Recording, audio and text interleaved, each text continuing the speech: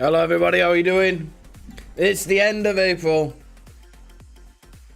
What a great month it's been. It has been the funniest month of the year so far, and I didn't think March would get any funnier. We could get any funnier than March, but we managed it. The year of the chuds. It really is. Everything is coming up roses for us at the moment. But so what's happened over April? CNN Plus failed within 3 weeks, basically, because they've already shut down. They shut down on Thursday, they shut down on the 28th. For the 28th Thursday, I think it was. They couldn't even make it to the end of the month. Disney got fucked over by fucking around and finding out. And Elon Musk buys Twitter. And then we had all the Ethan Ralph shenanigans, which doesn't really matter, but still hilarious. And it can only get better. How can it not be funnier? I mean, Elon Musk hasn't even taken over Twitter yet. So this is only the start. It can't get unfunnier. Many white pills did indeed rain down. This was a month where it really felt like, oh, it's turning around. Everything's might be becoming normal again. But like I'm going to talk about later on tonight, is like they're doing things on purpose now, I think, to be regarded as dumb. I don't know why. I don't want to be a conspiracy theorist, but no one can be as dumb as the left are being. Unless it's on purpose. No one is this stupid. I refuse to believe human beings are this stupid. But how did you get your account back, Johnny Arcade? I remember blast thanking Tesla owners for getting my Twitter account back. I haven't got any of mine accounts back. I did for the first time though. I sent off. I requested appealed about 8 accounts that I've lost over the time. One of them I had quite a lot of followers. And when you appeal them normally, they never reply to you. But I've got a reply for all of them saying they're going to look into it, and it's like it's never happened before. So maybe I will, maybe I won't. Who knows? But let's have a look. Now, I made a video about this yesterday. But Elon Musk, and Alexandria Ocasio-Cortez, everyone's favorite idiots, humiliated herself. Human stupidity there's being stupid, and then there's like, what appears to doing it on purpose. Like being cartoonishly stupid. But Elon Musk, I'm sure everybody has seen this, said this, 29th, that was yesterday, the far left hates everyone, themselves included. Obviously this got the left to a lot because, as you know, they only read the headline and don't look any further, because he then tweeted underneath, but I'm no fan of the far right either, let's have less hate and more love. But no one saw that. It's all about that. So this got little Miss AOC. Where is she? Oh yeah. Of course. Alexandria Ocasio-Cortez owns a Tesla. So I throw that in there.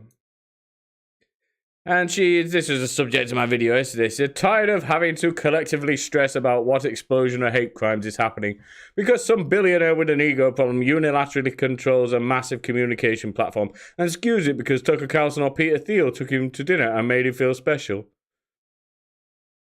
And Elon Musk ratioed, and that was the quickest ratio I've ever seen. In stop hitting on me, I'm really shy. I thought it was a great simple line, but that caused. Oh, where's it gone? Just give me 2 seconds. Oh, what's happening to Twitter again? It's all. Twitter has been acted. Elon Musk had better sort this out. Twitter acts really weird late at night. It just freezes all the time.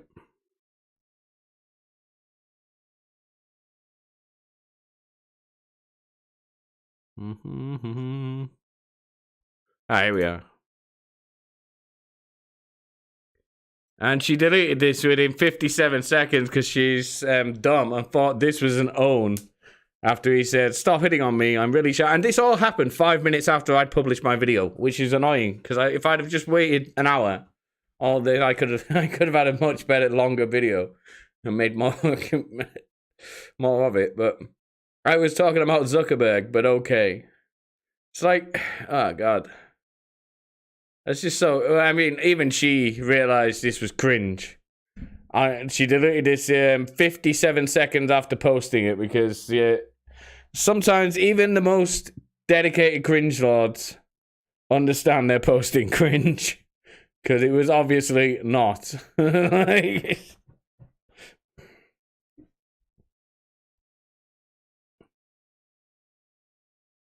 So, let's have a look at a little bit longer ongoing meltdown.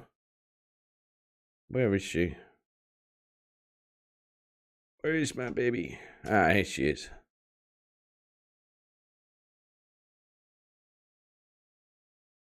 Like I said, ego problems. Now, this is the problem with dumb chicks. It's like they try to clap back, but they're fucking retarded. Like, ego problems. She was not talking about Zuckerberg. Why would she be Zuckerberg? He's that weirdo who's not even a human. Got a personality, less an ego, let alone an ego. It's like he is in the pocket of the people she works for. So why would she? He paid for Joe Biden to be elected. So why would she complain about him?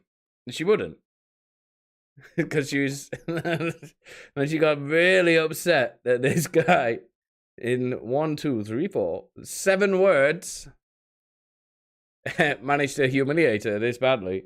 And then it goes a bit further down. She's getting shat on, as usual. And this simp here. But you deleted a tweet, which was epic. Gay, bro. She's not going to sleep with you.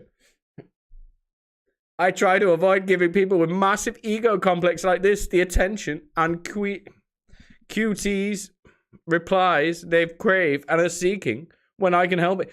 Motherfucker, that's Elon Musk. He owns Twitter. He's got the biggest Twitter account on the platform. He's not clout chasing off you. She's trying to say that Elon Musk is clout chasing. He's like, okay, that's an odd way to look at it. I would have thought your initial tweet was clout chasing when you were whining about Elon Musk.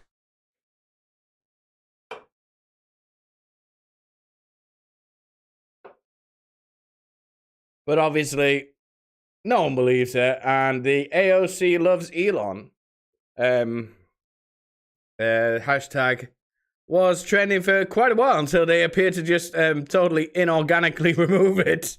Probably at the bequest of I don't know. Whoever requests these things.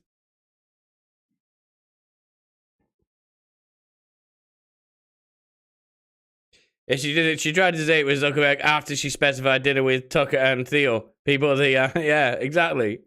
But then she's like,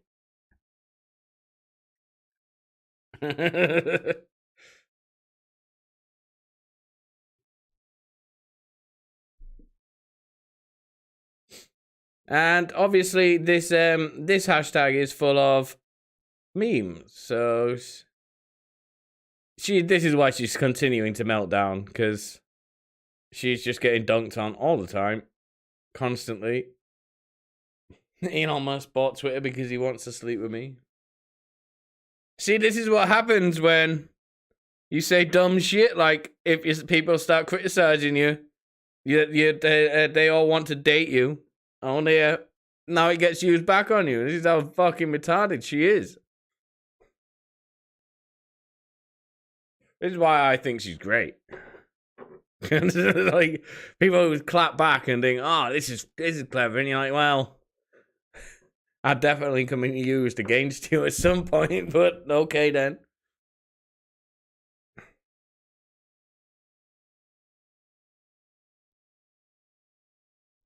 But but I think it's pretty cool that she bought a Tesla and helped fund Elon's Twitter move. But that's a funny story, but that's not what I want to talk about at the moment, because there's something that I found that isn't really getting much press. So I didn't bother to make a video because nobody will be searching for it in YouTube, and I'm not big enough to make videos that can just stand on its own. I need to make them so they appear that people are trending. Twitter apparently had a meeting last night, an emergency meeting for employees, and they were all going absolutely fucking berserk. So hopefully this audio is released, because I want to hear it. But I found the single article I can find about it, so I thought we'd have a look at this.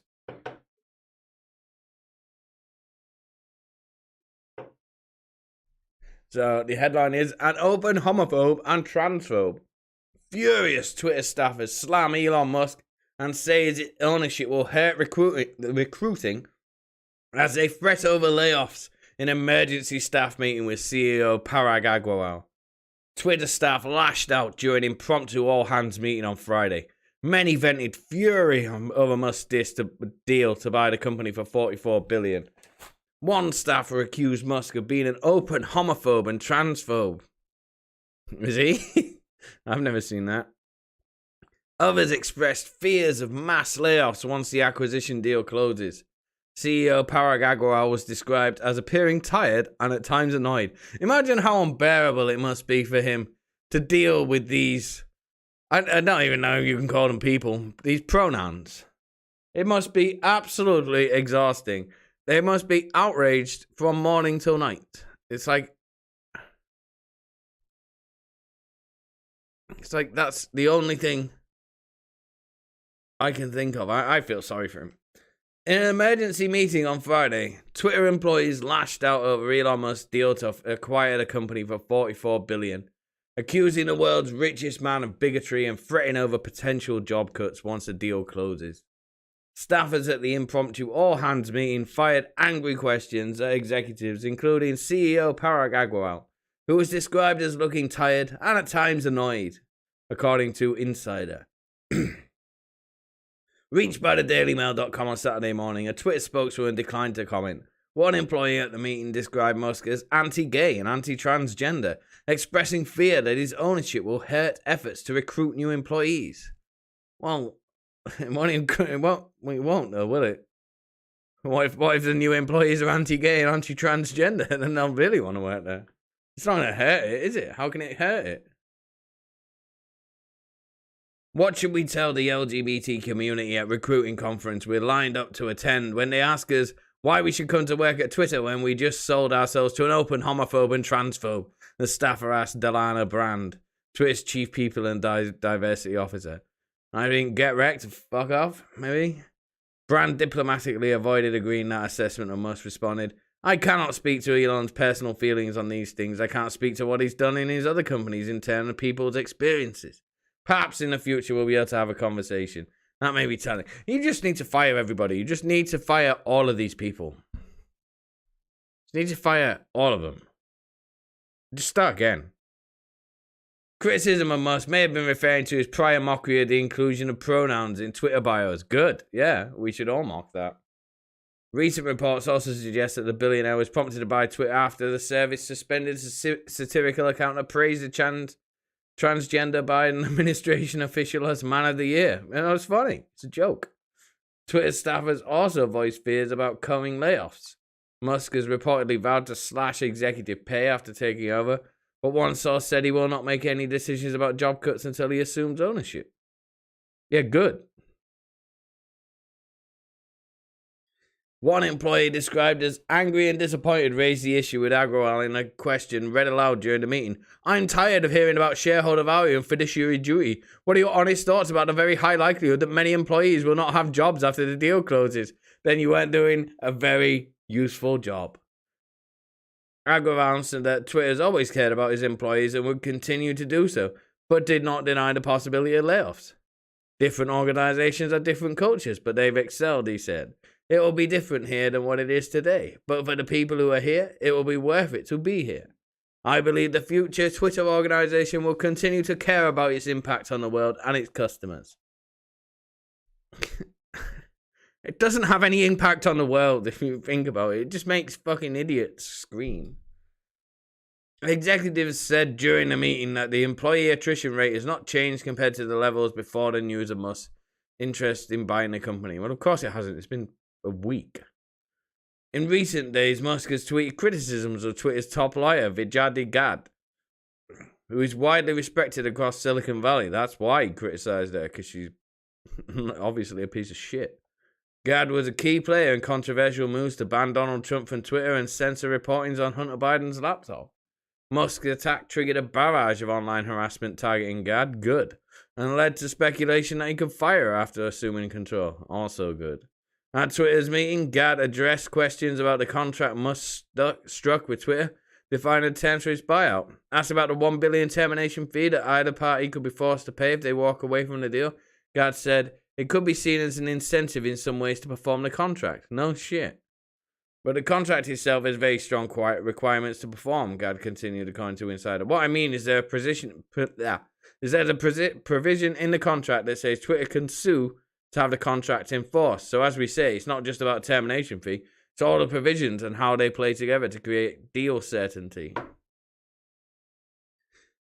At the all-hands meeting, employees also told executives they feared Musk's erratic behavior could destabilize Twitter's business. You don't make any fucking money, you losers. You never have. So who cares? It's never made any money.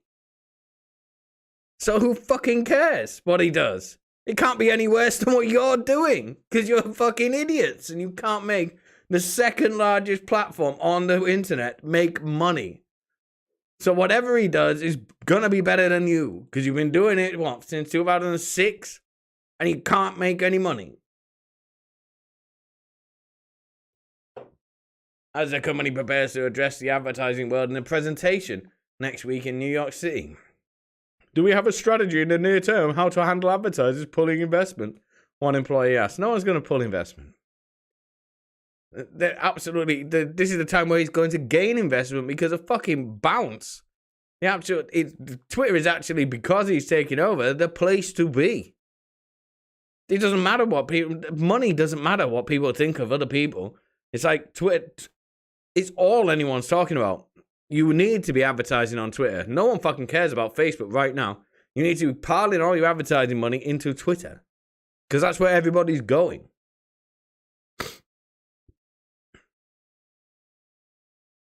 Where are we? Sarah Person at Twitter's chief customer officer said the company was working to communicate frequently with advertisers and assure them the way that we service our customers is not changing.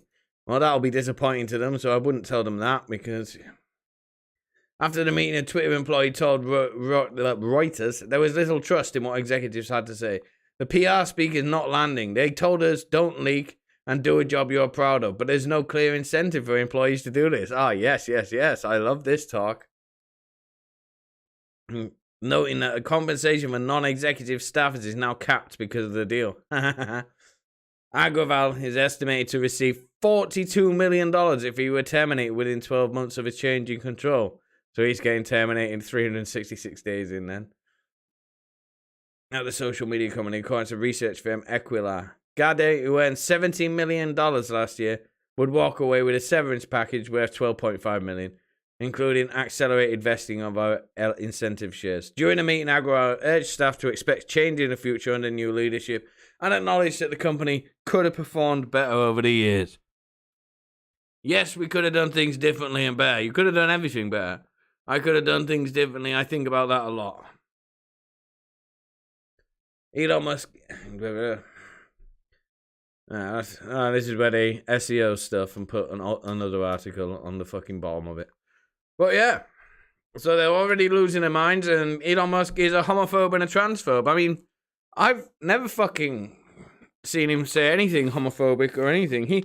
He was a fucking leftist. He is a leftist. He was the absolute darling of the left. Not so long ago.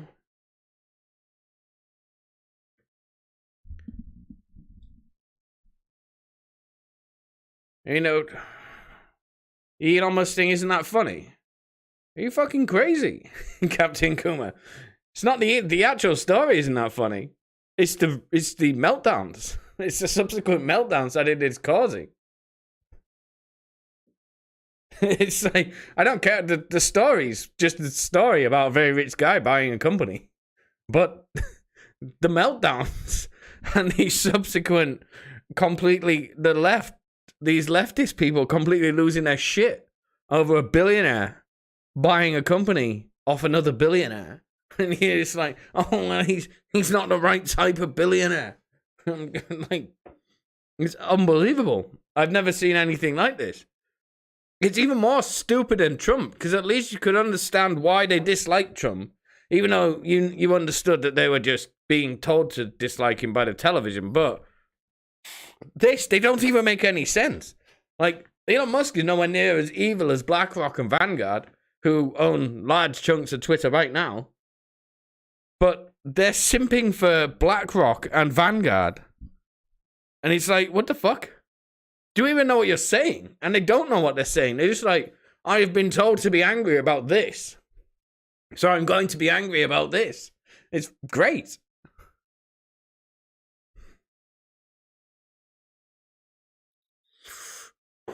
However, one thing is, they do seem to have calmed down a little bit. Like, we need to have a bit more. I suppose we were always going to have a little bit of a lull, because, I mean, it couldn't, with this deal, it can't be done that quick.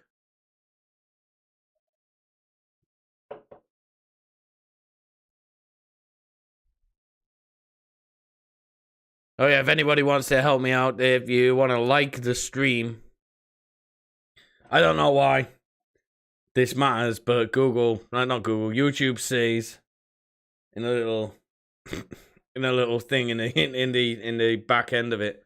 I encourage your live streamers to like the stream. Ah, why? Because if they ask you to do that, it's pointless. But another thing that I found funny recently is, where am I? I'm sure you've seen some of this, but we've not been covering Joe Biden recently, have we? I haven't made a video because there's been too much funny shit going on. But Joe Biden is being as weird as possible. Let's just see this. He's fucking baked. We're going to seize their yachts, their luxury homes, and other. Oh no! What's happened? Ill-begotten gains of Putin's kleptocracy. Kleptocracy and the guys who are the kleptocracies. We're going to seize their yachts, their luxury homes, and other ill-begotten gains of Putin. Yikes.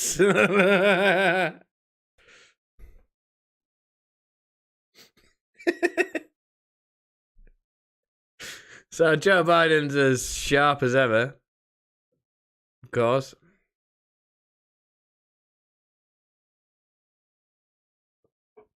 But Joe Biden is also frightened of the old Elon Musk, because he's I don't know what the fuck he's doing, to be honest, because this just seems like wildly unpopular on all sides. I haven't seen any leftists stick up for it, really. Joe Biden, a disinformation board likened to Orwell's Ministry of Truth. And he set up a disinformation board, I mean, totally by coincidence, as soon as Elon Musk tries to take over Twitter. So, I mean, I don't know whether I'm just being a conspiracy theorist. Yeah, but I don't think I am. But I'll tell you something, it's like, I don't quite know why he would do it at this time. It looks so fucking obvious what you're doing. It's like, I think even the most brainwashed of NPCs can see what he's doing. Oh, Twitter, why are you behaving like this? He's doing it again.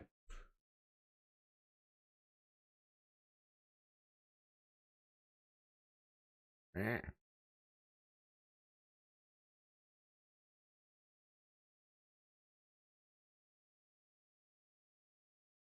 So, would you like to see who's going to... Well, I'm sure you've seen it already, but let's have a look at who runs the new Ministry of Disinformation. Information. So, this is... I should put on a warning. This is peak cringe. Like, peak cringe. So... This is the person who is deciding whether you're telling the truth online or not. By the way, this person... Let's have a look. Information laundering is really quite ferocious. It's when a huckster takes some lies and makes them sound precocious by saying them in Congress or a mainstream outlet. So, disinformation's origins are slightly less atrocious. It's how you hide a little lie. It's how you hide a little lie. It's how you hide a little lie. When Rudy Giuliani shared bad intel from Ukraine, or when TikTok influencers say COVID can cause pain, they're laundering disinfo, and we really should take note and not support their lies with our wallet, voice, or vote. Oh! So this is the point of the show. We're going to say we're kidding. We're making all of this up. It's not really happening, but it is happening. That's now a law enforcement official. It's also the person you just saw, an individual who brags about getting a master's degree from Georgetown University. In case you're wondering if the entire academic credentialing machine that sustains America's ruling class is in fact a joke. Spoiler alert, yes, it is a joke. Yeah. So what do you think of that? That's pretty cool, isn't it? She seems cool. Like, balanced in that. Like, I trust her to make smart decisions. I don't even. Yeah, is it a man? I don't want to be mean because I don't know, but like I've seen a lot of photos of it, and it's like I'm not sure whether you're a dude or not. I don't know. It's like.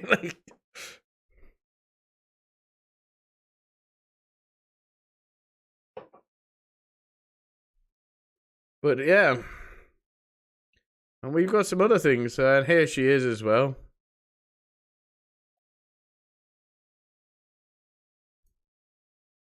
There she's been super balanced and cool. So she said lots of. She's really cool, and she doesn't sound like a Nazi or a fascist or anything, right? She seems nice. So I don't see why everybody's giving her a hard time online and saying it's the Ministry of Truth. George Orwell is coming true. She just wants to help people stop lying, that's all. In the earlier segment, the winner here is Russia, because it's undermining Ukraine's new democratic administration. It's undermining support for democracy in Ukraine, not only from the United States, but the international community, and putting at risk Ukraine's further Euro-Atlantic integration. And finally, it's saying to people around the world that U.S. democracy and U.S. support for democracy can be bought. And that's exactly what Russia wants. All of this murkiness just puts a big medal in President Putin's lap, and undermines our support for democracy writ large around the world. And that's what makes me most upset about what we've learned over the past couple of weeks. Yeah, and these are indeed fragile and troubling times. Nina Jankovic, thank you very much for joining me. Don't you... Hold on. Isn't Zelensky in charge of Ukraine because of a coup that the USA bought? Oh, they're about to buy some democracy in Brazil as well, by the way. You know, watch that for in the news. That's going to happen because Bolsonaro isn't playing ball, so he's going to die. Which is sad because he's cool.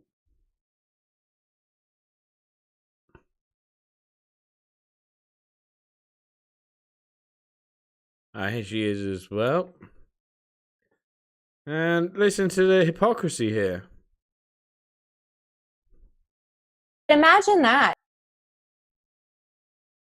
This is in 2020, so it's weird how their opinion changes, isn't it? Now, she's going to be the leader of the Ministry of Truth, a fascist organization that's going to clamp down on other people having opinions that they don't like, the government doesn't like. But in 2020, their opinions on these things are very different. It's almost like their mind changes when politician becomes a president or something. Imagine that, you know, with President Trump right now calling all of these news organizations that have inconvenient for him stories that they're getting out there that he's calling fake news and now lashing out at platforms. I would never want to see our executive branch have that sort of power. And that's why, you know, the legislative process with our duly elected officials is really important, that sort of consultative rulemaking process.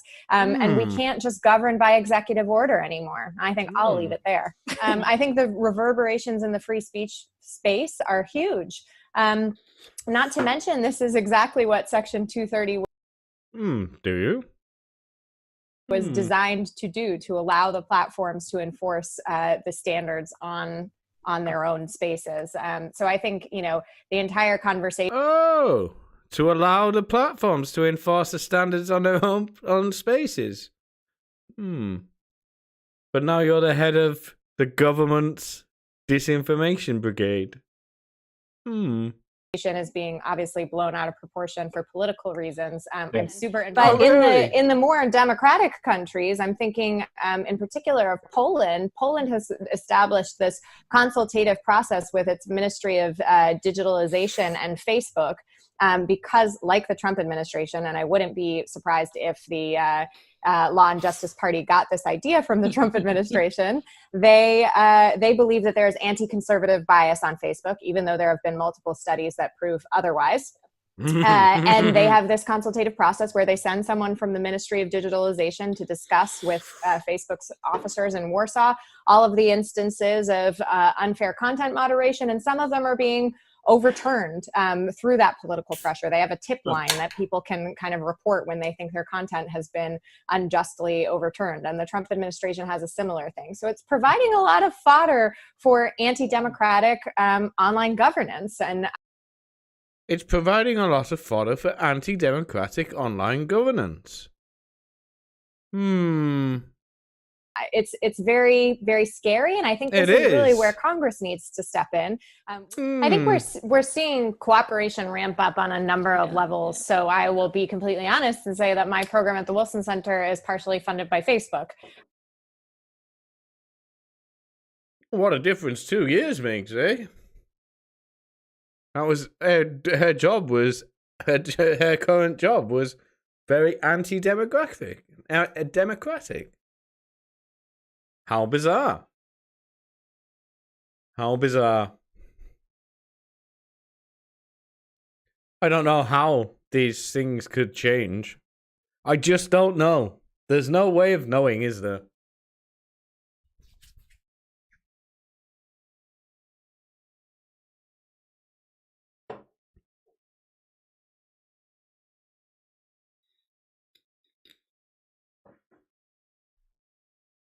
But yeah, she's she looks kind of womanly there. Not an attractive womanly. But she looks like a woman in none of the other pictures, does she?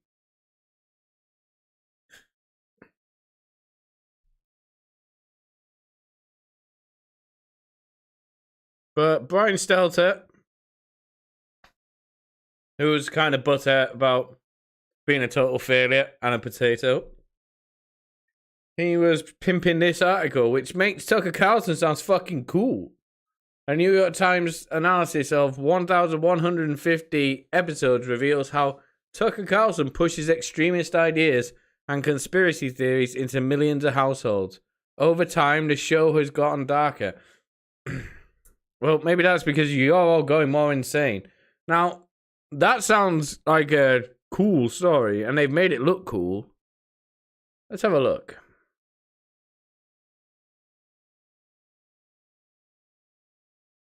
Story contains audio. What the fuck was it doing?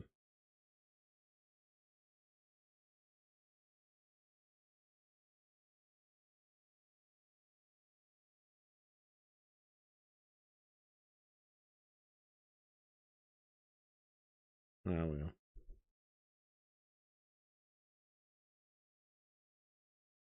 They don't care what you think. They want to control your mind. They want you to do what you're told. They want you to kiss the ring. They're not sentimental. They want power. They want power. They hate you. They want to hurt you. They call you a racist. They call you racist. They want to control what you do. And of course, they want to control your children too. And they want you to know it. They couldn't be clearer about that. Okay. Well, he sounds, I don't know what he's talking about in those things, but it's Good evening and welcome to Tucker Carlson Tonight. This is kind of a cool idea for an article, because I was just going to read the article, and this is kind of cool. So, New York Times analysis of 1,150. Imagine being such a beta that you watched 1,150 episodes of Tucker Carlson to write an article about how he's a racist. Why would you bother? What the fucking point is the point in that? Reveals how Tucker Carlson pushes extremist ideas and conspiracy theories into millions of households 5 nights a week. Now, I don't watch him very much because he talks about American stuff, so it's not really affects me, but I see clips of him. I've never seen him be racist or extremist or push conspiracy theories. He's done so since the beginning of the show, but the show has gotten darker. Mr. Carlson, 52, has one of the largest megaphones in all of cable television. Not one of, the largest. I know for a fact he is the most popular show on cable television, isn't he? News show, anyway. When Trump left office, Mr. Carlson filled the void on the right. No, he didn't. You just tried to make him the Trump bad boogeyman. It hasn't worked. They want to control what you do.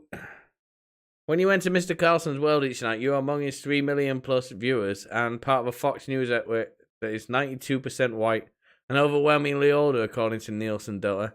They are the ruling class. They threaten everything you believe in. This is fucking gay. It's like a fucking PowerPoint presentation.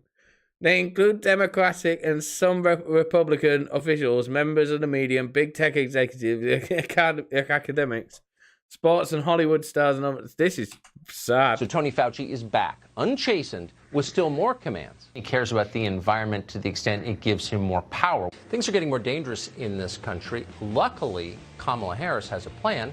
She plans to disarm you. Liz Cheney can harness the awesome power of the national security state to seize your personal text messages. Sandy Cortez and her friends want to abolish your police, not their police. So this is a lady with huge estates all over the country who brags that she's a $30,000 freezer, telling you just have to suck it up and be poor for the planet she doesn't care about at all. So if you're asking yourself, does a 90-year-old left-wing Hungarian financier have enough control over the way my country operates?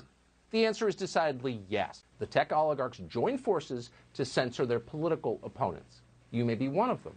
You weren't being paranoid to worry about this. You were absolutely right. Where's the lie? I don't see what's probably what you said there. I don't understand. I don't. They've just picked all the things that everybody knows is a fact. Like, okay, let's go on. Come on. Mr. Carlson frames nearly every topic on his show as a ruling class. Yes, plot. From gun control to marijuana legalization to COVID restrictions. Well, yeah, when you talk about the truth, you might as well talk about the truth, isn't it? Why are people who have taxpayer-funded bodyguards demanding that the rest of us disarm immediately? People in charge are suddenly for weed. Is it because they're super cool? Or is there some other reason they might want a passive population? They don't care about the actual environment. They care about controlling the rest of us. In a single day last month, we watched, for example, our entire professional class dutifully change their Twitter avatars from mask up to the now mandatory Ukrainian flag. Our ruling class is obsessed with denying biology because when you're God, there is no objective reality. The point of the exercise is to humiliate the rest of us by forcing us to obey transparently absurd orders. The point is to disarm you, to strip you of your autonomy, your power, your right of self-defense. But where's the lie? I don't understand. They're making him look cool. Like, this article is a disaster. It's a gay PowerPoint presentation for one, and it's making them look stupid for saying he's wrong. I'll tell you something as well. Ever since, I'm as an outsider where weed is still is illegal in this country. America appears to have gone like full retard since weed started getting legalized everywhere. It didn't seem to be as weird. Didn't seem to be as many blue hair dyes until weed appeared. Because weed is not for everybody. It's like there's only a few people who should be smoking weed, and it's not something that should be freely available to everybody because it sends a lot of people fucking nuts. I don't know why. It just always has. I mean, I always used to like it when I was a kid, but it used to send a lot of my pals. It used to make them super paranoid and weird. Even a Western response to Russia's invasion of Ukraine, according to Mr. Carlson, is part of the plot. Why should you hate President Putin when they cause everything Mr. Carlson says is wrong with society? Yeah. Why should you? Why should you hate anybody? Why should you support anybody? This has been the whole point, I think, from most people. It's like, why? I don't want to support anybody. Putin's funnier, and Zelensky seems like a homosexual, so I don't really want to support him. Not that I have anything against all that, YouTube, AI, listening to me, but he seems gay. Like, I don't want to. I don't care about him.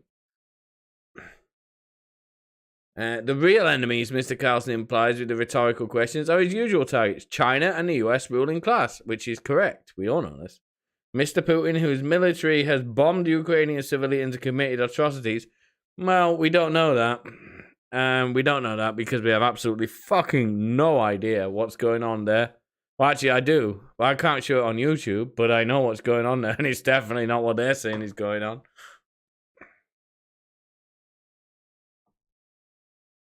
It's definitely not what any of the news outlets are telling you is going on. What is this really about? Why do I hate Putin so much? Has Putin ever called me a racist? Has he threatened to get me fired for disagreeing with him? Has he shipped every middle-class job in my town to Russia? Did he manufacture a worldwide pandemic that wrecked my business and kept me indoors for 2 years? Is he teaching my children to embrace racial discrimination? Is he making fentanyl? Is he trying to snuff out Christianity? Does he eat dogs? These are fair questions, and the answer to all of them is no. Vladimir Putin didn't do any of that. So why does permanent Washington hate him so much? Well, I don't disagree with him at all. What, they're making him cool.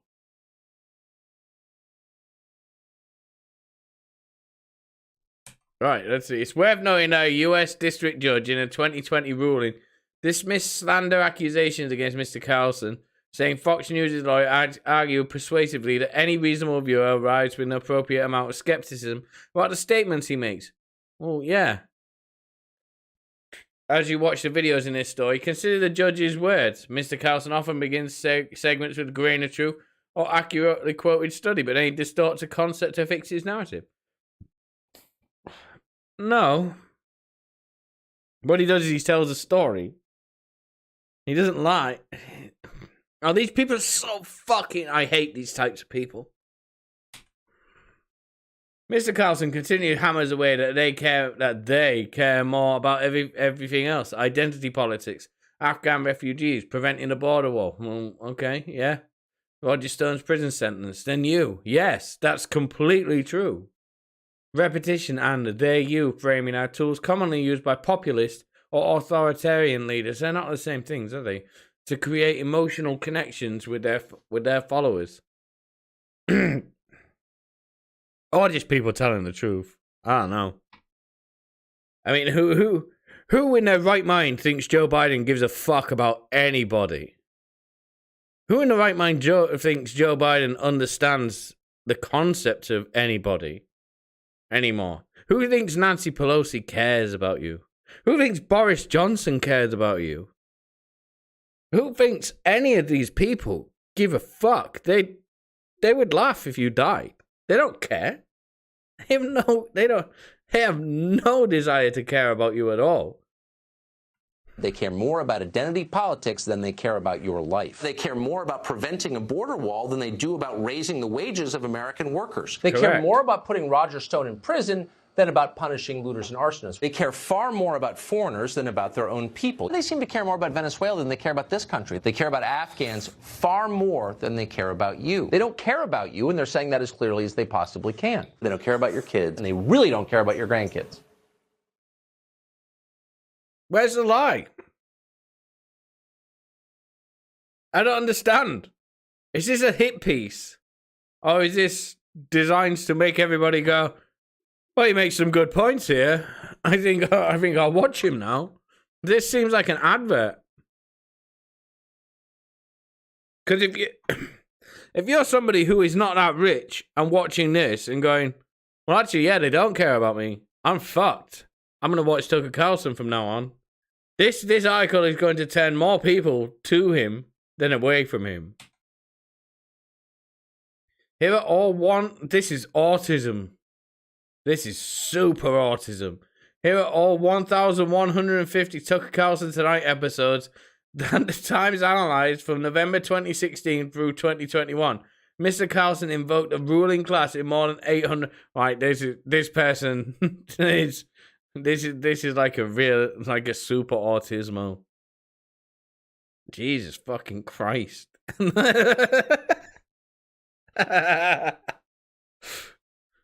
Wow.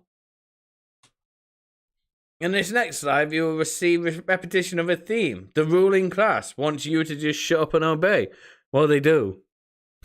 They really fucking do. Why do you think they've got a disinformation place now? It's not to help you. Why would disinformation help you? Why would stopping disinformation help you in any way? It only helps them. If you don't like it, shut up. Shut up and obey. Shut up and obey. Shut up and obey. I'm far more important than you are. Shut up. Shut up and believe. Shut up, dumb American. Shut up, racist. Shut up. Shut up. Shut up. Shut up. Shut up. Shut up. Just shut up. Okay? Just shut up. Yep, okay. Well, I agree with him.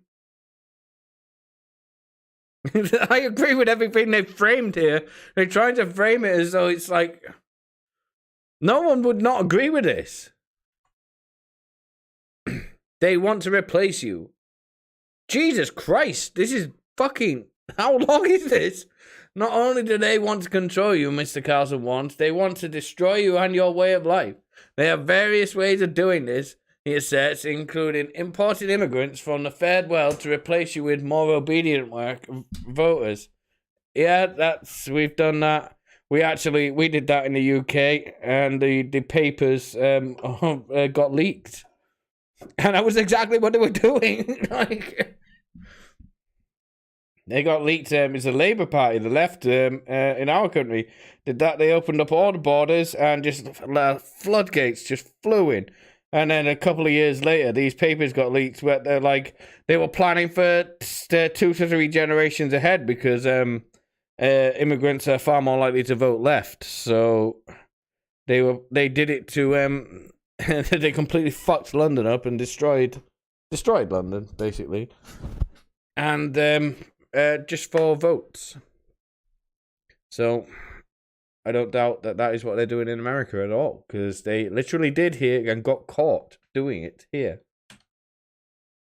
This premise is the crux of an unfounded racist conspiracy theory that falling birth rates in immigration are leading to the replacement of white people. Well, the falling birth rates in immigration will lead to replacements of white people. I mean, it doesn't... I don't fucking give a fuck whether that happens or not. It doesn't matter to me. But, like, it literally will happen. It can't not. The theory echoes long-held beliefs of America white nationalists that a Jewish elite is orchestrating this replacement. Jews will not replace us was a chant of white nationalists. No, it wasn't. It was they will not replace us, or you will not replace us. It wasn't Jews. I remember Charlottesville, and in fact, I just watched a documentary about it the other day, and it definitely wasn't Jews. They weren't saying Jews. They were saying you. Was a chant of white nationalists marching in Charlottesville in 2017. Versions of replacement theory. I mean, how they were all completely fucking retarded, the people in Charlottesville. There's no need to lie about them, but they definitely weren't saying Jews. They were saying you. In order to win and maintain power, Democrats plan to change the population of the country. Yes. Yeah, okay. I agree with that. That's that. Well, why have they got that border Mexico open like that? Otherwise, why have they done that? There's only one reason.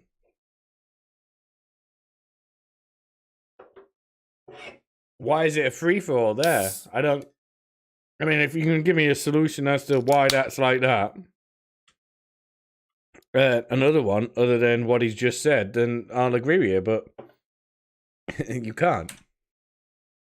Science found that it was far from the first time Mr. Carlson had done so. In more than 400 episodes, he has amplified the idea that democratic politicians and others want to force democratic change through immigration. Well, they do. The left really likes that stuff. And to be honest, that's part of their policies, and it's not something to be ashamed of. If you're a leftist, because that's literally, they don't hide it. It's part of what they do.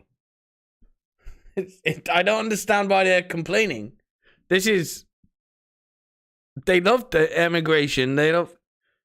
He's not lying, and neither do the Democrats, because they don't hide that they do this. All the leftist people do it. Because it's one of their policies. So I don't see what they're like, oh, they don't do it. Well, you should talk to the Democratic Party, because they fucking do it. So does the Labour Party in this country. They like it. They enjoy immigration. It's part of It's part of being a leftist. They're not shy about saying it's fucking great.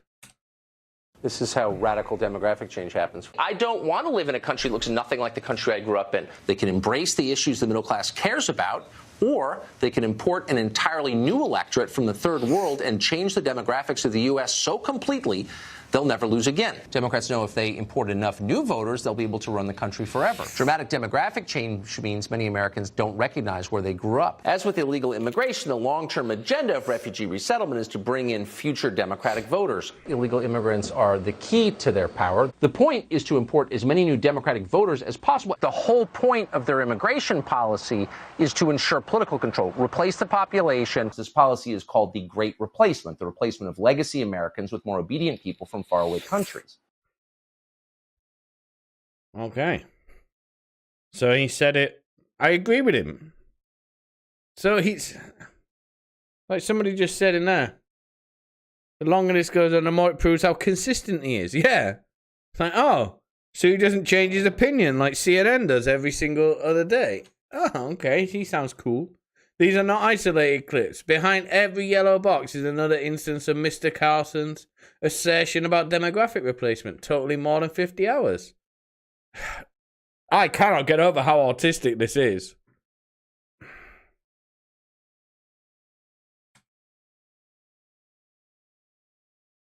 Some of these segments begin with traditional conservative talking points about liberals being too weak on border security. But then Mr. Carlson continues to say, by the way, this is a conspiracy by the Democratic and some Republican elites to replace you, said Nicole Hemmer, a historian at Columbia University specialized in lying. Media conservatism and the far right. Mr. Carlson also, I don't understand why this is laid out like this. This is really weird.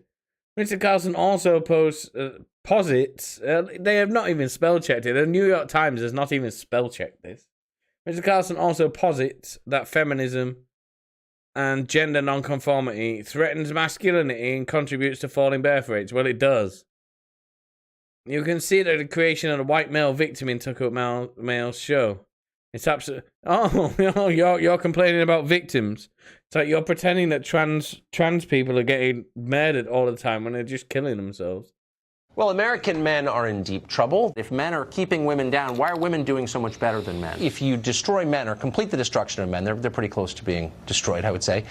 How does it help women exactly? Shouldn't women be helping men to be better? What they're trying to suppress is masculinity itself. Actual male testosterone levels have fallen dramatically in the past 20 years. Correct. Modern life is making people stressed and miserable. It's also causing what appears to be biological collapse of the species. The danger is not overpopulation. In fact, it's the opposite. It's plummeting birth rates. If society can't reproduce itself, it has, by definition, failed.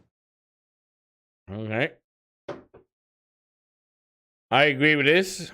So, they're making a good case for me liking Tucker Carlson. I don't really know where this is going, but let's see. Tucker Carlson highlighted shifting gender roles and falling birth rates in more than 200 episodes. Cool. He also asserts that the ruling class obsession with race and equality creates a world that favors the rights of people of color and discriminates against you, the viewer. No. It does. It does a bit. So anti-white racism is exploding across the country. White men, they're the problem. They hate white men more than they hate global warming. Those white men, Raytheon said, must, quote, step aside for a minority. Businesses are receiving favorable treatment based solely on the skin color of their owners. The Unified School District is cutting funding to a school for having too many white kids. Student activists demanded that all white people leave campus or else. As soon as we get rid of all these white men, everything will be great. White backlash, white resistance, white, meaning evil, cruel, and bigoted. So shut up, white man. Well, this is their rhetoric. What else are we supposed to think? I don't understand. I don't understand. This is exactly what he's repeating what they're saying. Why are we supposed to, what's... Alright, I don't understand this article at all. They are literally saying this. I remember when they did that campus story just said, that happened. I've seen the video of it. So it is a fucking problem. He's reporting the truth. He spoke of discrimination against white people and minimized racism against people of color in at least minimized racism in 600 episodes. Motherfucker, a fucking black supremacist shot up a subway in New York 2 weeks ago, and can anybody remember his name? Say his name. God damn it. He can still breathe. It was Frank James. But can you remember him? Of course not. A literal black supremacist who started killing Asian people, or tried to kill Asian people. They don't care about that though, do they? All the black people killing all the Asian people. Mr. Carlson uses white victimhood to play down the January the 6th Capitol fun day out. He puts quotes around insurrection, baselessly casting the riot as a false flag. Well, it was, because we've all seen the videos now. Operation instigated by federal officers, yep, we've seen it, to persecute conservatives. Well, I don't know about that. He asserts that they are punishing the mostly white crowd at the Capitol more harshly than the Black Lives Matter protesters, who marched in the summer of 2020. Those rallies were largely peaceful. This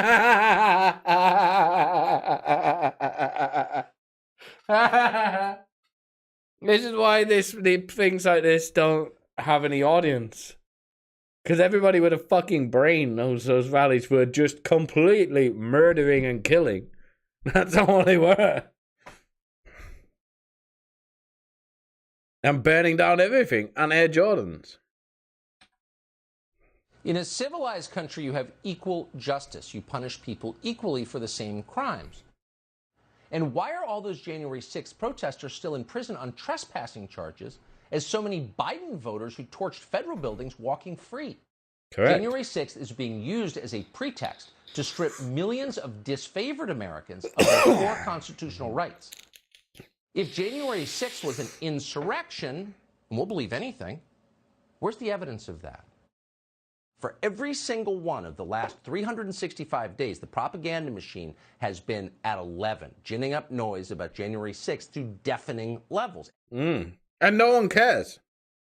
Not even the left. I mean, I see some bots with 0 followers on Twitter talking about it every now and again, saying, like, really going, oh, it was terrible, terrible. But you don't see any really of the big media figures talk about it. Not even, like... No one gives a fuck about January the 6th because they went too hard on it. They tried to make it seem like it was like 9/11 or Pearl Harbor or something. It's like everyone who thinks no one is like, yeah, buddy, it wasn't like that. Nah, shut up. So it didn't work. So that kind of failed. White nationalists celebrate Mr. Carlson's message and success. Does he actually believe in white nationalism? Asked R. Derek Black, a former white nationalist who disavowed the movement. Okay, so this guy's made up. It doesn't really matter, he said, because Mr. Carlson is using the same rhetoric. Having the most popular cable news host directly pulling from their talking points makes them feel like, wow, he must be right. Okay, so that person doesn't exist and they just made that up. David Duke, a former Grand Wizard of the Ku Klux Klan and Mr. Black's godfather, tweeted in 2020 that Mr. Trump should choose Mr. Carlson as his running mate. Nick Fuentes, another white nationalist Nick Fuentes is a Mexican homosexual. I'd just like to add that he is a Mexican homosexual who likes cat boys. Cheered Mr. Carlson's promotion of the replacement theory. Oh, and here we have some PowerPoint stuff where here we have Tucker smoking a cigar because that's racist apparently. Oh, and he got featured on the Daily Stormer. Oh wow! Oh well, he is totally what a racist. I mean, somebody reposted him somewhere. That's terrible. Again and again, Mr. Carlson expresses deep skepticism that white nationalism exists. Well, it doesn't. It fucking doesn't. I mean, it doesn't exist in this country, even though they say it does. It's like I've never met a white nationalist in my life, and all my life, all I've done is run pubs. And in this country, everything that is organized, like protests or something like that, It's all organized in pubs. Everything is organized. I've never met a white nationalist ever, because they don't fucking exist. It's all gone. It's all. You used to have a national front in this country in the 80s, but none of that's acceptable anymore. The press and the Democratic Party have a new label for anybody they disagree with: white nationalist. I'm not sure I know what white power is. I don't even know what white nationalist means. White supremacy, that's the problem. This is a hoax. How is it white supremacy? That's not white supremacy. Can somebody tell us in very clear language what a white supremacist is? White nationalism. Let's be literal for a minute. What is that? What is white supremacy? We still don't know, despite fervent and sincere efforts to find out what a white supremacist is. So again, what is a white supremacist? But he's making some fucking good points here. Again, this is just like an advert to go, wow, I like this guy. I'm going to watch him now. He sounds cool.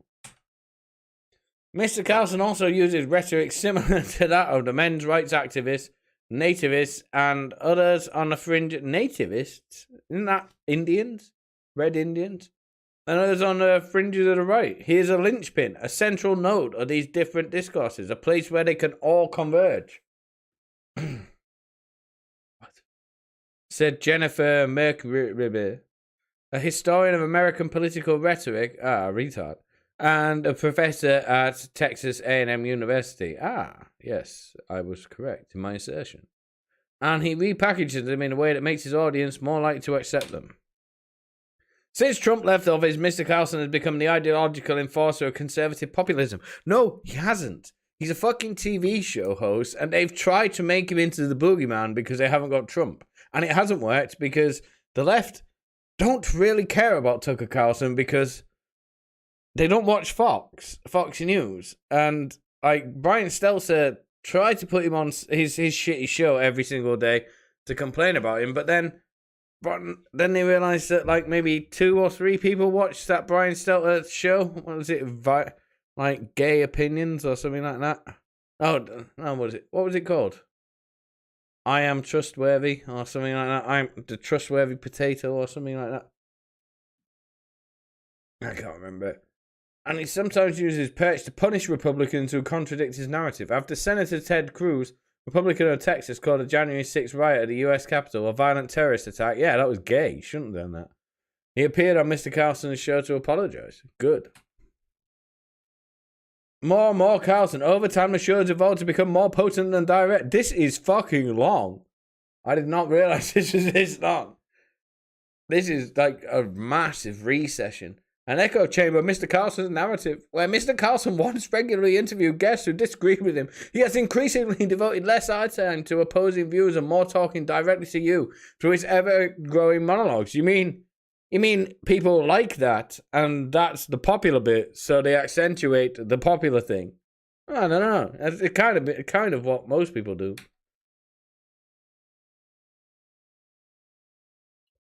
Of nearly 7,000 guest appearances, about 1,000 of them, highlighted in yellow, contradicted Mr. Carlson. Each dot represents an appearance. Grey dots are guests who largely agree with Mr. Carlson. Okay. Now do the same with CNN or MSNBC. There will be no yellow. There won't be a single yellow dot. Every single one of them will be simping for Joe Biden or whatever. Because of climate change. That's how so the world much of would this be you different don't if it know. weren't for humans. You pretend that you know, but you don't know. It's also important that we place a premium on diversity, and the fact that we have but people diversity in this means appearance. It means what you look like. No, You're talking no. about the shallowest possible criterion. No. Based. That's correct. But let me ask you this. Racism. I'm kind of confused it is because racism what is happening in this of course it's not racism. That's called demagoguery. But let me ask you this. Correct. So he's correct. Could they have not got... I mean, he must have fucked up at some point. They're showing him being correct. Bill Nye the Science Guy. This is about the survival of this country, and we will not back down. You shouldn't. The breakdown of the family is the biggest civilizational catastrophe that we're facing today. absolutely the politicians that want to get them in so that they can change the demographics and get votes. Or if you think about the entire trajectory of American life over the last 30 or 40 years, you have elites in the ruling class that have plundered this country, that have made it harder for middle-class Americans to live a normal life. And when those Americans dare to complain about the conditions of their own country, if they dare to complain about the southern border or about jobs getting shipped overseas, what do they get called? They get called racists, they get called bigots, xenophobes, or idiots.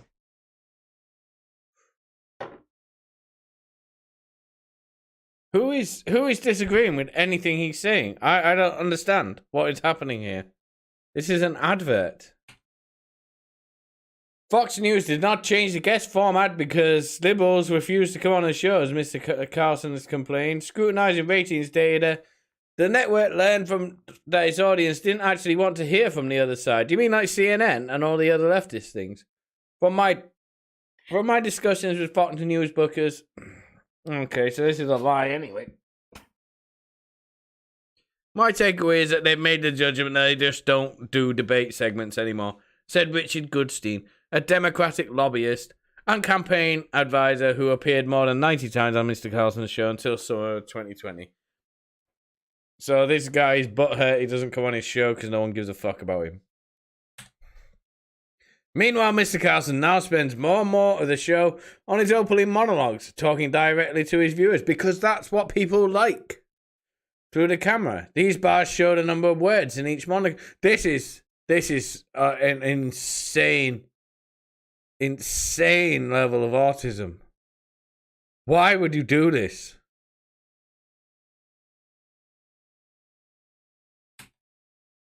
By 2020, monologues typically ran longer than 10 minutes compared to with earlier years when they were shorter or non-existent.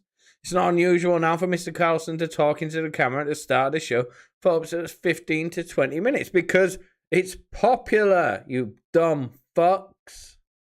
If it's popular, keep doing it. He used his 2 longest monologues to rail against Black Lives Matter. Good. Excellent news. Let's see. Hopefully. When the mobs came, they abandoned us. Good evening and welcome to Tucker Carlson tonight. The nation went up in flames this weekend. No one in charge stood up to save America. What's wrong with this?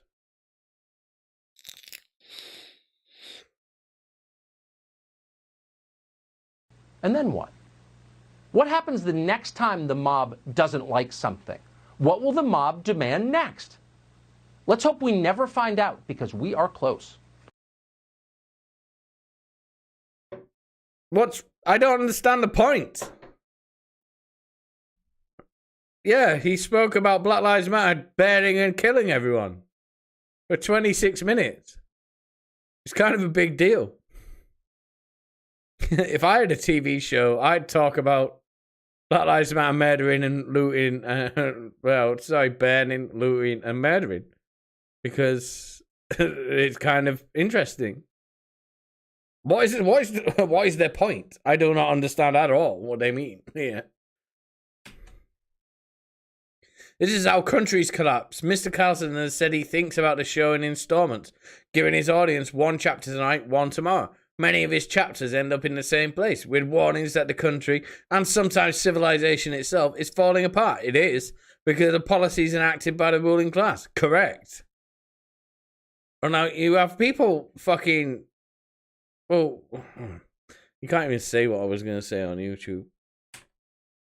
In the next slide, we show you what that sounds like. America isn't falling to foreign invaders. It is rotting from within because the people in charge don't think it's worth preserving. They hate the society, they hate the civilization, and so they're constantly rooting for the people who seek to destroy it. What we're watching is a full-scale assault from within on the West itself. This is how countries fall apart. Politicians in Brussels, Berlin, and Paris are going to destroy Western civilization with their enthusiasm for mass migration. This is how it ends. This is how it falls apart. Western civilization is our birthright. It makes all good things possible. If we care about our families and our civilization, about the future of our descendants, we have got to fight them like everything depended on it, because everything does depend on it. He's not wrong. He says things very, not melodramatically, but you know what I mean by that. He's correct. In a way, I mean, I don't think it's that extreme what's going to happen, but he's a TV show star, so obviously you go to the extremes to make the point because it's TV. But aren't these people like complaining about? Didn't the New York Times, weren't they? Didn't they make a story about Trump not paying any taxes and how he should be in jail for not paying any taxes? And then it came out that he paid loads of taxes. So aren't they just as bad, just in a slightly different way? Mr. Carlson has warned of such dire outcomes in nearly 600 episodes. Cool, good for you.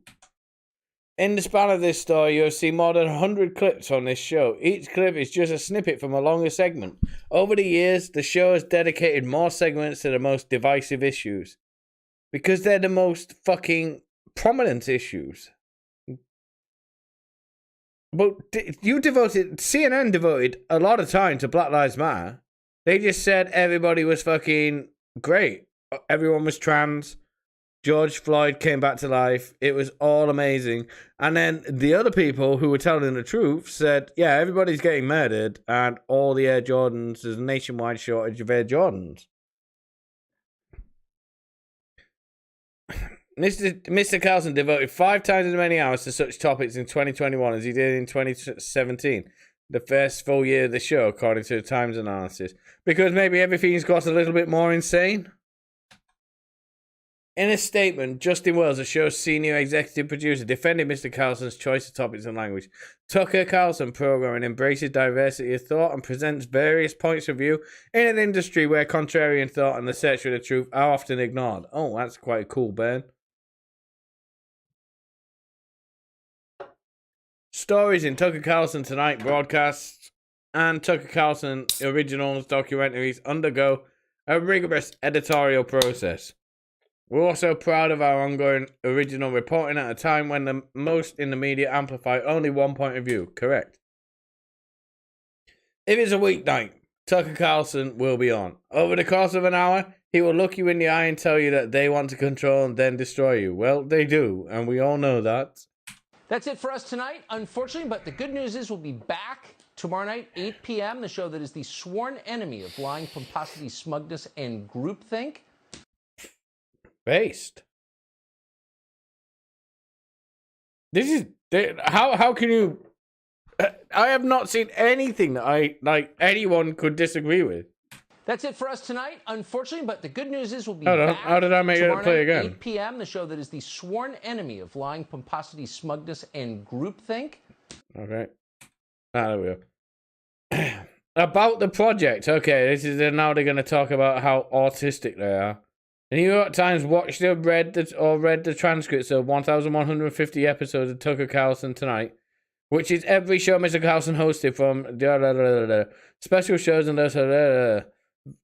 okay. Yeah, we analyzed this. Okay, now it's all over. So that was retarded. That was super retarded. I had no idea that was going to be that long. I thought it was just going to be a few paragraphs of them reading. Bam says, you know how easily I could make a montage of clips from Joy Reid or Don Lemon or Maddow screamed at the evils of white men in the past week? Yep. I don't understand what that was, because if anything, you would read that article or look at it. That was a fucking bizarre article. I haven't seen one like that before. And you'd think, well, okay, that guy I think I'll probably check him out. Even if you didn't agree with anything he said, it'd be like, okay, he sounds like he's interesting, at least. Who did that? They haven't put a name on. No, they haven't put a name on it. No, I can't go fucking back. Are you fucking kidding me? I can't go back. So Tony Fauci is back, unchastened.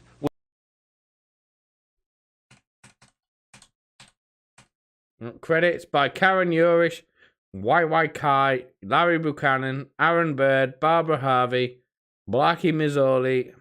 Blackie? Bit racist. Rumsey Taylor, Josh Williams, and Michael Zandlow. The Autism Crew, boys.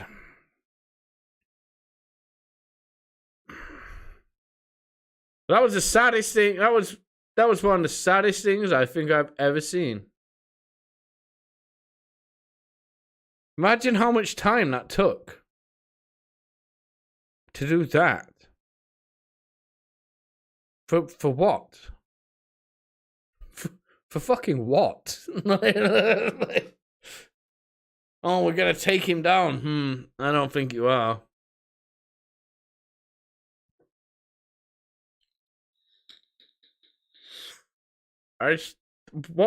What is this gonna achieve?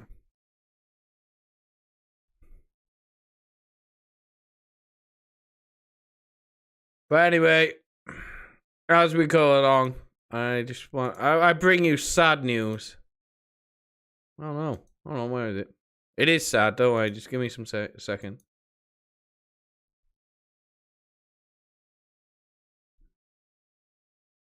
The ghost of Kiev has died, boys and girls. The ghost of Kiev who heroically shot down 40 Russian aircraft got found out to be footage of in a video game and a lie. He still lives, god damn it. And we're still carrying on with the propaganda. Like, shut up. I know you all know that it's a lie, but we're pretending, okay? This is make-believe. A fighter pilot known as the Ghost of Kiev died in an air battle last month after allegedly shooting down more than 40 Russian aircraft. It can be revealed. Oh my god.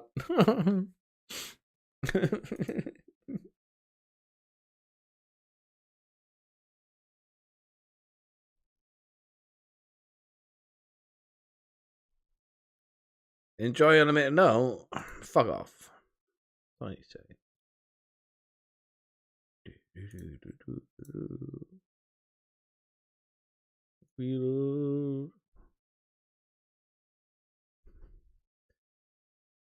Claims that a legendary fighter pilot known as the Ghost of Kiev had been shot down and killed in an air battle with Russian planes have been denied by the... Oh, it's been denied. I didn't read that a while ago. I wonder if it's anything to do with this. Now, let's see this. This is a fellow called Ilya Ponomarenko. He is a defense reporter with the Kiev Independent in war, weapons, beer, and heavy metal. A village guy from Donbass in a crusade for something better. He is an actual reporter. He is verified. And everybody was reporting this and going, oh my god. And did he die? Because I saw Sam Hyde got banned from Twitter at the same time. And he is the Ghost of Kiev, so who knows? But Ukraine's Air Force asked to stop producing stupid fake stories. Pilot Sergei Tarabalka was not the Ghost of Kiev, and he did not have 40 air victories. He was killed in combat on March 13th. The Ghost of Kiev, or whatever, is a meme, a collective image of all Ukrainian fighter pilots. Because this did not read that about an hour ago or 2 hours ago. So maybe they've got the message like, oh yeah, maybe the Western media outlets should stop lying because it's pissing off the Ukrainians.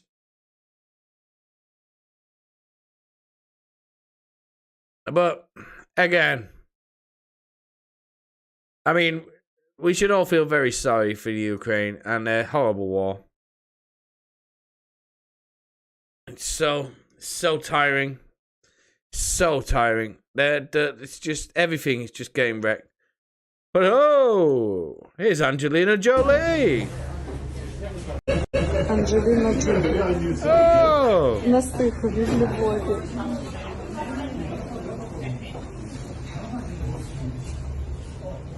She's signing autographs and everything. She's in Ukraine. Я зайшла випити кави в львівських круасанах насипали. А тут Анджеліна Джолі. Така красива. Wow. Such war, such devastation. Oh, it's so nice. Let's see Angelina, let's see how she's going. Let's see. Let's see. Let's see.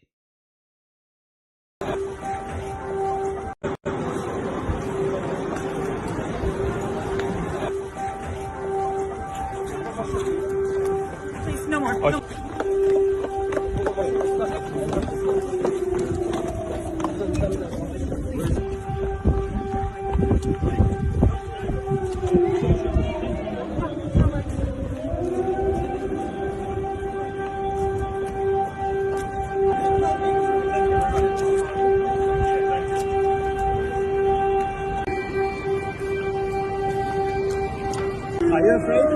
No, no, I'm okay.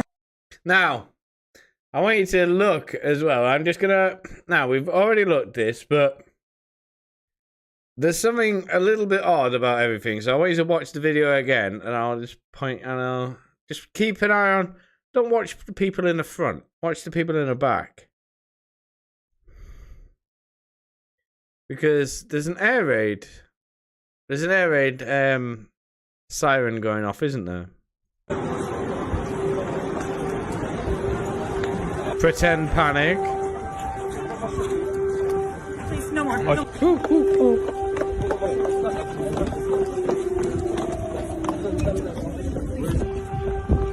No. Oh my god, it's so frightening.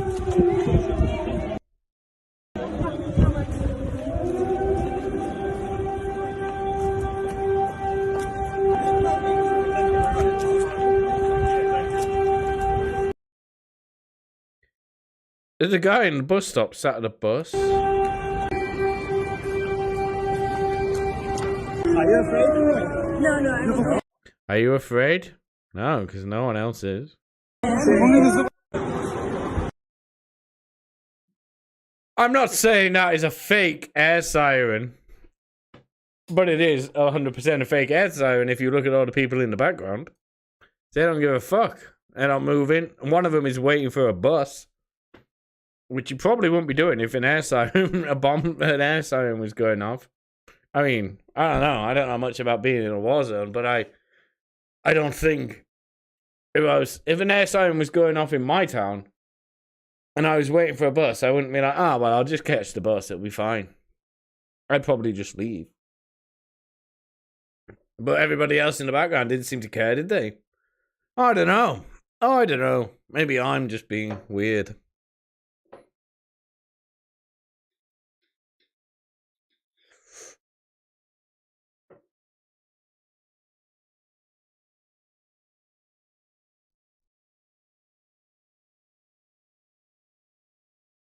I'm gonna look at the chat. It's a useful idiot.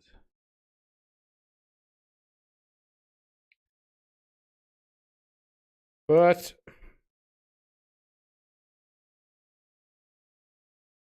that's really all I wanted to talk about today, apart from this one thing here.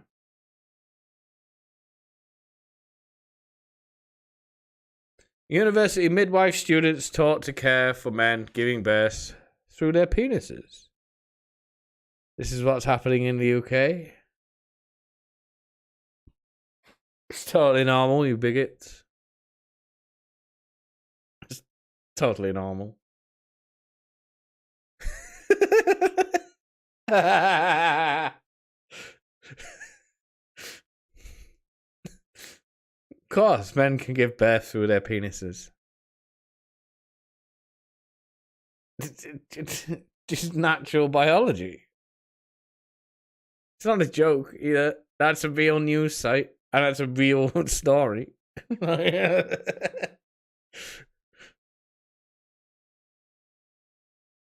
I apparently can give birth through my penis. It's fine.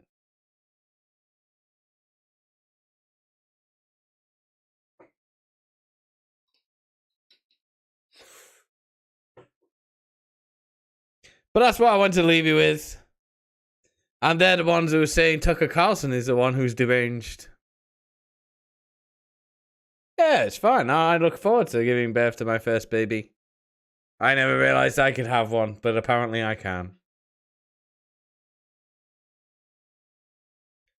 But remember, Tucker Carlson is the one. He is the one who is the crazy guy. It's not gross, you racist. This is natural biology.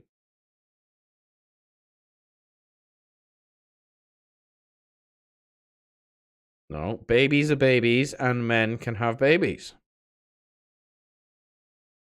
Look, I don't need to explain this to you. You need to figure this out.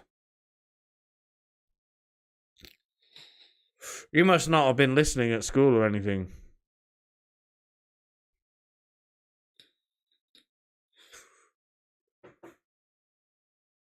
But that's it for me. I am going to get something to eat. And don't forget that Mr. Mezika is on at 1 o'clock. Well, he's on an hour and 20 minutes. He's on at 1 o'clock for my time. And it is your roundup of the year of the chud. So, well, yes, you as a husband with naughty words. You're wrong. And the healthcare profession is correct. Men can give birth through their penises. The science is settled, okay?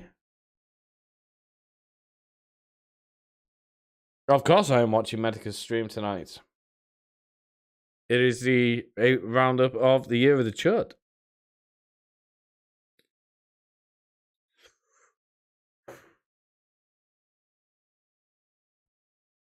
But that's me done. I'm going to drink some more now and get super drunk before the Medica's stream. So thank you very much, everybody who turned up today. Good night, everyone. And just think about this. And if you don't agree with it, you are a racist. So